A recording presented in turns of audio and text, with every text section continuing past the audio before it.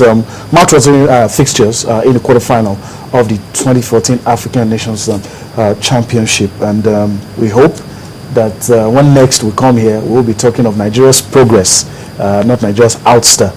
We hope that we'll stay long in the competition. Like I said earlier, it's that period in the season where a lot of transfer speculations, and usually it takes a while before you hear about done deals. But this guy in your picture, the Egyptian, I think he's a good one for Africa.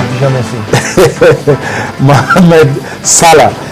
Usually that's what happens in Europe. You play well against a big team, they don't want you to do it again, and the best way not to make you do it again is to take you away from your club and bring you in. So Mohamed Salah has gone to Chelsea. He's being celebrated in Egypt right now as we speak, and I think it's a good one. Yeah, it is actually a good one. It's a welcome one, and since you actually just mentioned of celebrations back at home in Egypt, I think that would actually give open up the English Premier League in the faces of the Egyptians, because yes, the Northern African nationals, they actually have more focus, stay at home, stay at home, or focus on other leagues other than the English Premier League. And that said, Mohamed Salah is a very good bargain for Chelsea. And prior to now, we actually were discussing yesterday, and we were like, Liverpool were in speculation considering to purchase Salah, and Chelsea definitely with that two-legged encounter they actually did have in Champions League, coming against Mohamed Salah, not just him coming against Basel, and there's this thing of big teams coming against teams like Basel, and once the player actually gives up an exceptional performance, they just pick it up. Same case as with Shaqiri for against Bayern Munich. Okay. So this is actually a very good bargain for Chelsea. All right, Chelsea is in the news where Michael Essien might or is close to moving to AC Milan, but one player is leaving, and that's Juan Mata. Should be going for his medicals.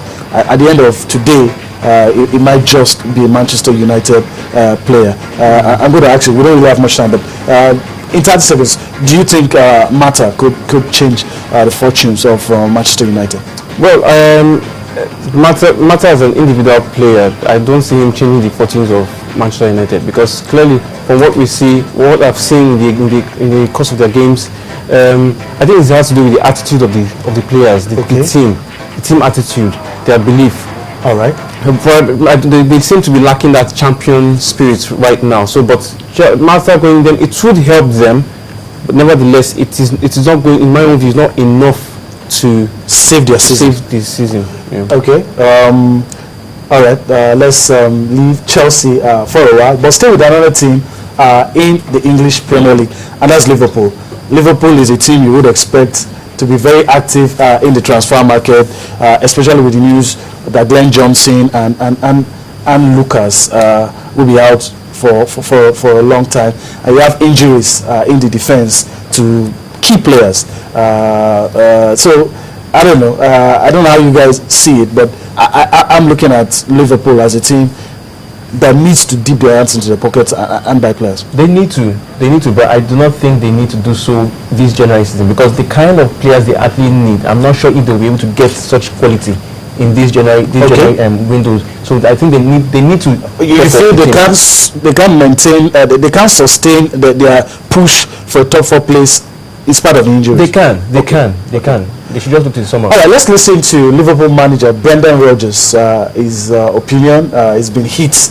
It's a daily blow, really.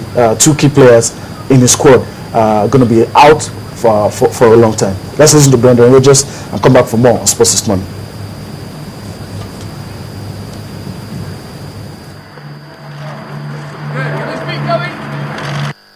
He's had a number of a real bad ankle there for a period of time, and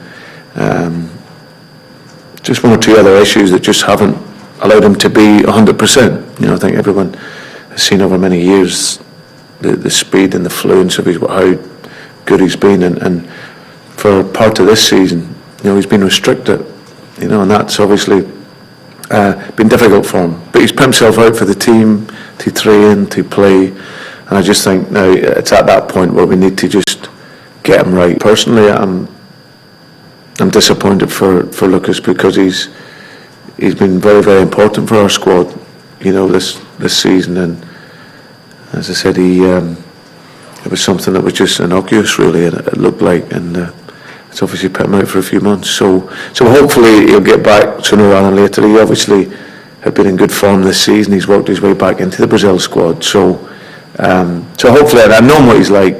Hopefully he'll be back sooner rather than later.